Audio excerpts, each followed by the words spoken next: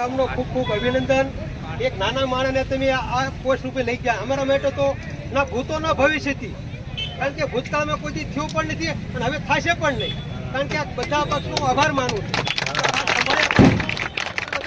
કામને એક સાથે રાખીને આ કામ કરવાની હું નેમ લઉં છું. તમે નાના માણસના કામ થાય વિચાર કરો.